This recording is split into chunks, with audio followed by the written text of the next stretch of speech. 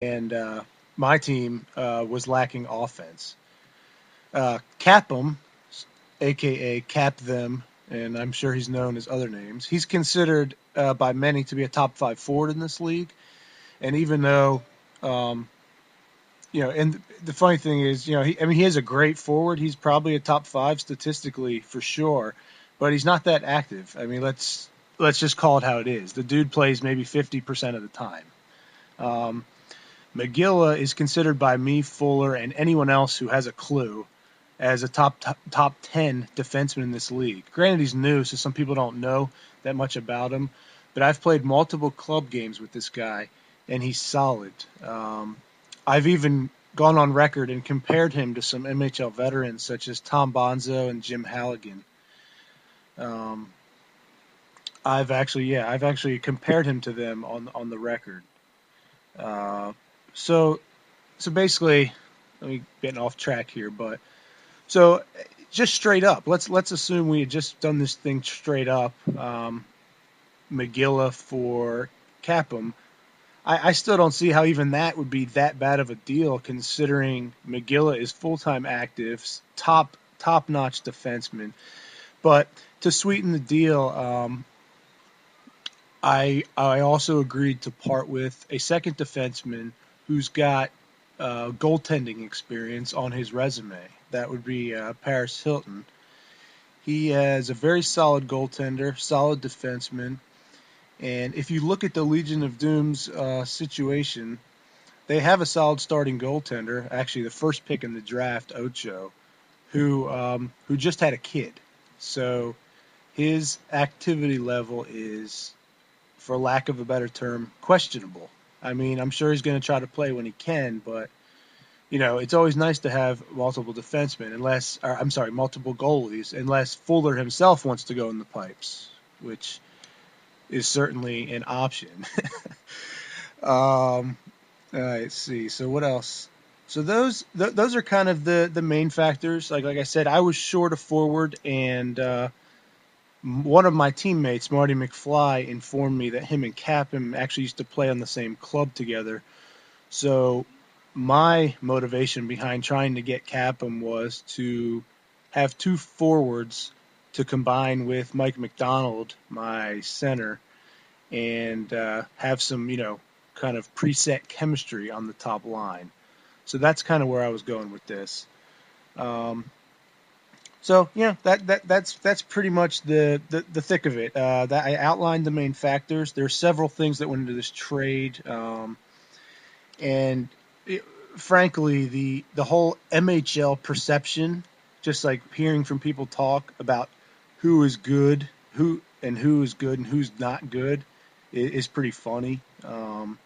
I've heard some people claim so and so is a good player when frankly they suck, and vice versa. I've heard people claim someone sucks who's actually top notch. So I think all this emo activity that goes down after trades is usually put to rest after the first week or two when things settle down. So I am just hoping that everyone just calms down and just plays this thing out and just see what happened. I mean, Fuller Fuller got reamed all day today on the forums, and he's pretty pissed. Like, he's going to come out gunning now in every game, and I'm looking forward to some of those matchups. Not going to lie. So, and this is just a side note for all the waiver players. I will probably be looking to add a waiver player or two, but definitely one sometime in the next couple days, as my roster is now at 8 players. One of which is our CIO, Jay Canuck, who is hardly ever online. Capum, who is semi-active, and then I got a few others who are, let's just say, have limited availability. So, waiver wire guys, stay tuned. I might be calling you up for either a waiver pickup or one of those one-time waiver ads. So just be on standby on nights when the people of Walmart have a game and you may get called up to play. So that's pretty much it. I wish all the teams good luck this season. And again, Jim, I really appreciate you letting me come on here and try to explain what went down. And I hope to be on your show again sometime. This was great. Thanks and take care. Well, my pleasure, Hugh. There you have it, Hugh Lowry, 88, about the big trade. And actually, both teams played last night. Legion and Legion of Doom actually came out uh, dominating. Was it 9-1 or 10-1 against the Bearded Band of Beards, and also Hugh's team came out good. I mean, 1-2, lost one in overtime, 2-0-1, not bad either. And the season continues again tonight. We're gonna have the season debut of the Midnight Mayhem Club. A couple others. It's in the schedule thread on the forums. See, again, captains could update themselves, see who's playing, who's available. If you're looking for a game, we have that in this section. And we'll see how everything goes. Next week, as promised, we'll try to get Lodangos here on the show. Maybe again via satellite or the new feature on Xbox 360 chat recording. Either way, we're going to get him on the show. There you have it. Any comments, suggestions, rumors, trades you may have, just email to me.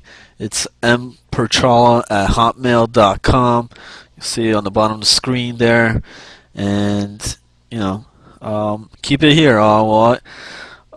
We have all the news, all the gossip, up to date, rumors coming at you at Moose Weekly. So long.